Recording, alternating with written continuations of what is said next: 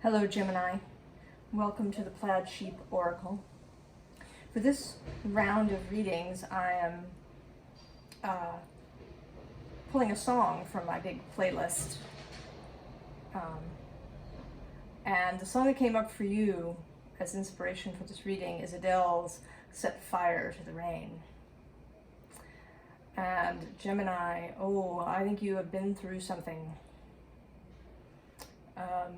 I don't know if it's related to a relationship or to your family, perhaps. But you have been through the emotional ringer, and I think that you're still there at the moment of this watching. So you start, the underlying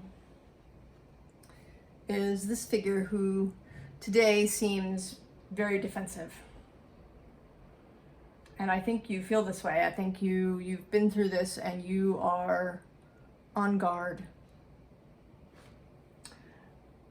And I think you've been going through various emotions and reactions, being on guard, also wanting to hide yourself away, to not be seen, wanting to guard what you have closely. It may be that you're guarding your heart very closely.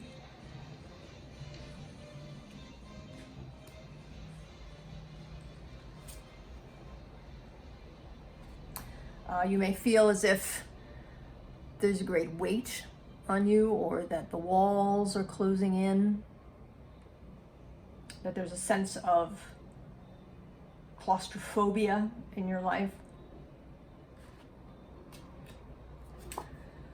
And here, this final card, Niobium, named for Niobe, who is a character in Greek myth.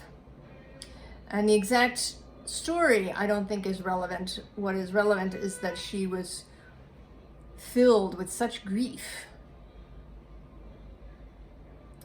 She turned to stone, but her tears would not stop flowing, so a spring came from the stone, water from the stone, because of Niobe's tears. And you may feel as if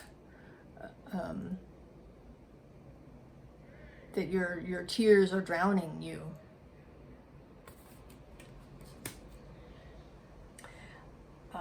I think this also has resulted in you feeling as if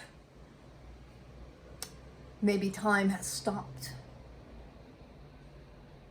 Right? People say that time heals, and it certainly is a component of healing. But it may be that you feel like time has stopped. Underneath this time card today, we have this moon who is in this picture really protecting herself, her arms crossed over her heart. And under her is this bushfire fury card. So you may also be feeling a lot of anger, rage, fury. But I think if you are, it's a little buried and not the primary thing that's being expressed. I think that those tears of Niobe, that sadness, the feeling of weight, is primarily what's being expressed. And in our culture, particularly for women, but for men as well, anger and rage are not something that you're supposed to express. Sometimes you're not even supposed to have those emotions, that feeling. They're seen as dangerous, perhaps. And if you grew up in a household where anger was something that people weren't comfortable with, that they couldn't hold anger. You might be having trouble allowing that to come forth. But I think that you're angry about whatever it was that brought you here.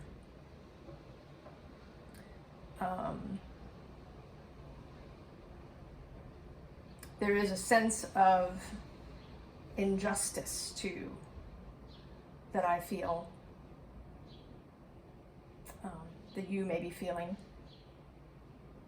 And this card, which is subtitled Richness, and normally is a card of abundance and affluence and great life around you. This time, right, just seems like you're submerged in this place and it's all just confusion. You don't know what's going on.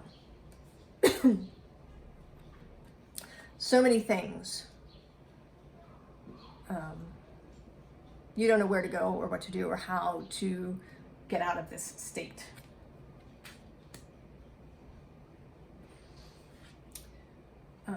You are just looking out, feeling very alone. Maybe these feelings have taken you back to childhood. Often events in our adult life that feel really deep and hurtful and leave us feeling sort of out of control or drowning have a basis in childhood. That there was something about your childhood where you may have felt abandoned or neglected or alone or overwhelmed by how small you felt, that you felt like there was nothing you could do to change the course of things.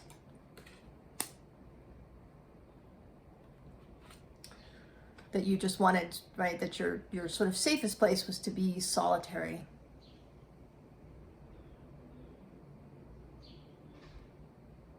And I think these feelings are all coming back up for you now. But even though you feel terribly lost, perhaps, and alone in this moment, change is coming. So I don't know what you're doing, Gemini. Maybe you're exploring these things. Maybe in this solitary space that you've found, you are doing a little memory searching, or maybe doing some journaling, or you're reading things that are helping you to explore these feelings that you have. To maybe think about how your childhood is affecting your present and making these feelings seem more overwhelming than they need to in a moment. Our trauma that we carry, the trauma often cuts us off from our own knowing, from a sense of worthiness, to know that we are worthy of love and belonging, no matter what may have happened to us in the past. And maybe in this time of being alone, you've been doing some searching. And whatever you're doing, Gemini, is working. Because the next underlying card is this Activated Earth card from the Starseed Oracle. It says, power places, ley lines, trust where you're led.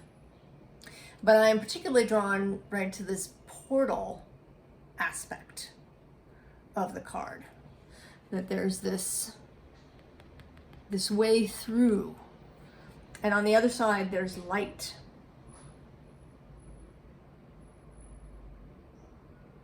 And also the sense that even though there's this wall surrounding this space, that in fact the way out is up through this beam of light. That you can get beamed out of this place where you're being held in the moment.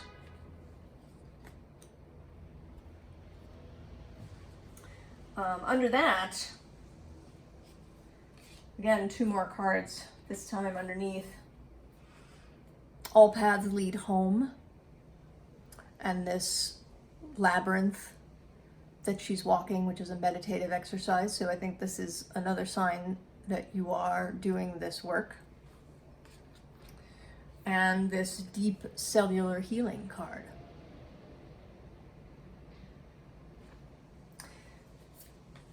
It's a cliche for a reason that really difficult events can lead to enormous breakthroughs. And it can suck a lot when we're in the middle of the badness, in the middle of the pain. But there is truth that we learn things, that we may be able to let go of something that we've been carrying for a long time. And that it just took a major happening for that to occur.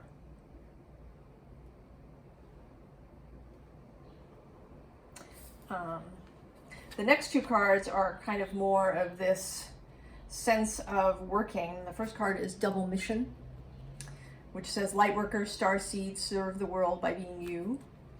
And then the Star Brothers, Horus Energy, protection, loyalty, safety, trust. And I think this is you discovering that you have safety within yourself. That's another tricky thing about trauma. We can feel unsafe in our own bodies, in our own spaces, even in our own minds. We can spend a lot of time dissociated if we don't feel safe. You may not even be able to recall a lot of details of your childhood if you walked around in a dissociative state just to sort of feel safe. But I think you're discovering that you don't have to do that. That there is safety in yourself, in your own body, in your own mind. Once you're willing to feel. When you become willing to feel, to experience all of your feelings from deep grief to rage, that's incredibly freeing.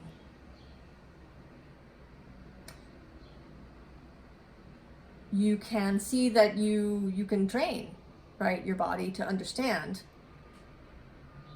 that these feelings are not a danger.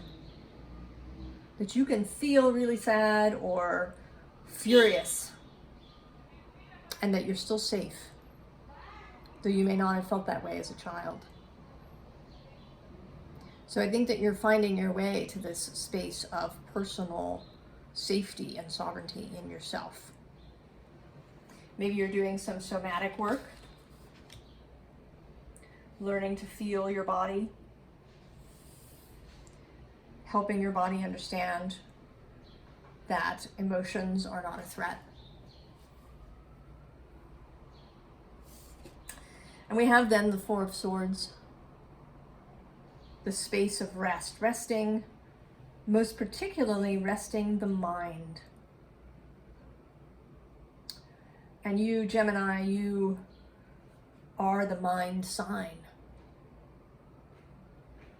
And that may be one of the torturous bits of this space that you've been in, is that your mind goes to all sorts of awful places.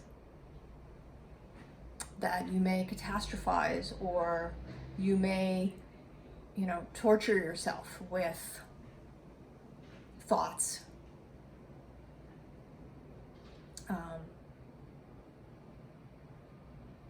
Of loss. Thoughts like, I'll never find my way out of this space, or the world is a terrible place, or I will never find love, or I'll never find a place to be.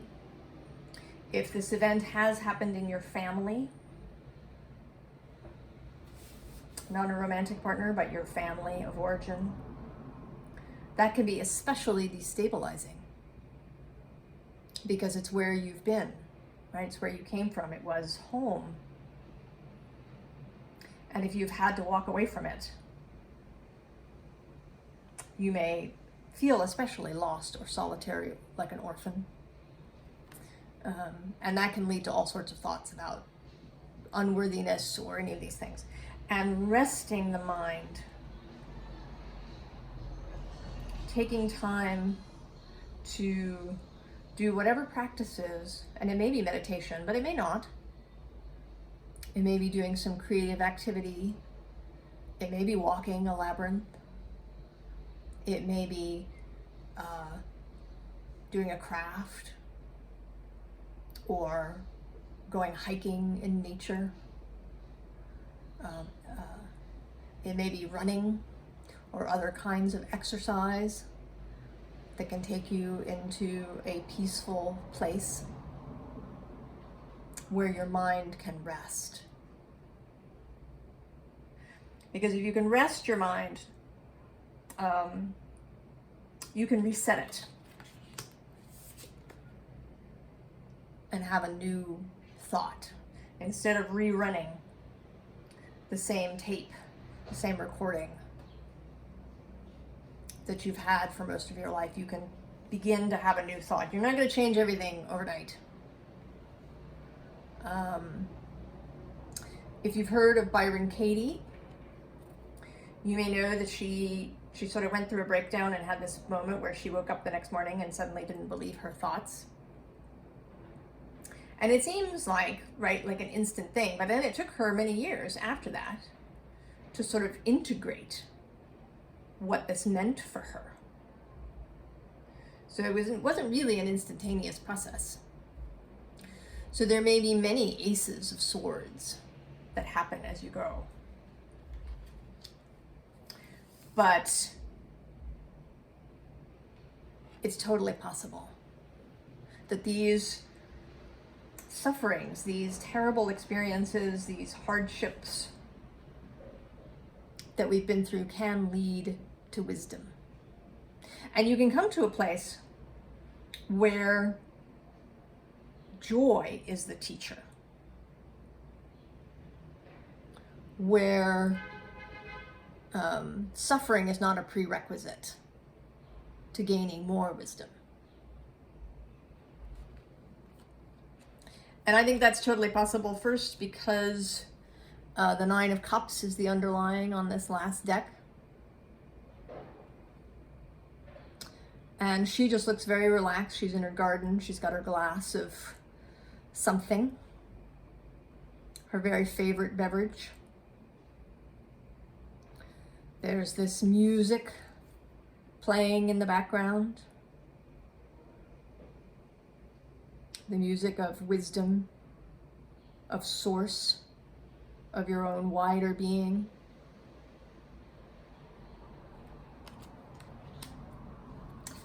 And beneath that is the Two of Cups.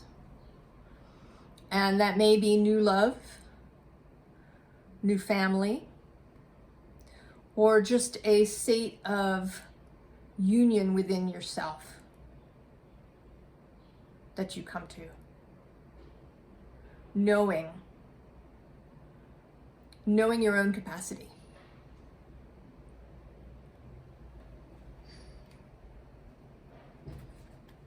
Your own capacity for love, for healing, for wisdom. So you have my deepest empathy, Gemini, for the space you're in. It is very familiar to me. And I know there can be times when it seems like it will never be okay again, that you'll never feel joy or love again in the future. But I think that you are finding your way out. I don't know where you are on this journey. You may still be feeling like Niobe, all tears.